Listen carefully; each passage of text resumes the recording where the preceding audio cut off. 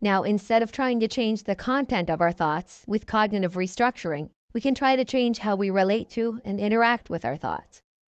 Thoughts are popping in and out of our heads all of the time, and most of our thoughts aren't that important, and we're often not even aware that we're having them.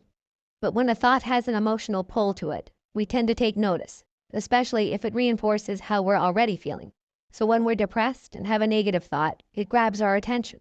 But there's usually nothing special about that thought. We tend to play the same loop of thoughts over and over again in our heads. And so this negative thought that just popped into our heads probably isn't telling us anything interesting. It doesn't offer us any new information, and so we don't need to pay attention to it. And this is what being mindful is about. As best we can, we keep our minds focused in the present.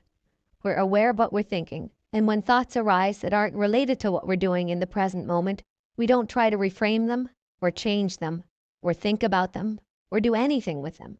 We simply notice we're having that thought, and let it go, and refocus our attention back to the present. So for example, if we're cooking dinner and taste the food and think, this is a little bland, that's a thought relevant to what we're doing, and we probably want to pay attention to that thought and act on it.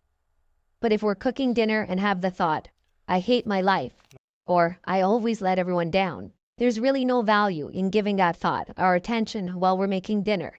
We can just acknowledge it and then let it go. So while we can't control what thoughts we have, and we can't stop certain thoughts from popping into our heads, when we have a thought, we do have some control over what we do with that thought.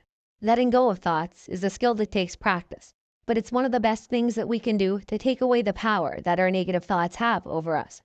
When we learn to just watch our negative thoughts and let them come and go without reacting to them, allow them to pass through our minds like clouds passing through the sky, we don't get caught up in this negativity. We don't get stuck in our heads with our minds racing, and we avoid getting sucked into vicious cycles. And as a result, our moods start to improve. Depression can start to lift, and we become less likely to get depressed in the first place.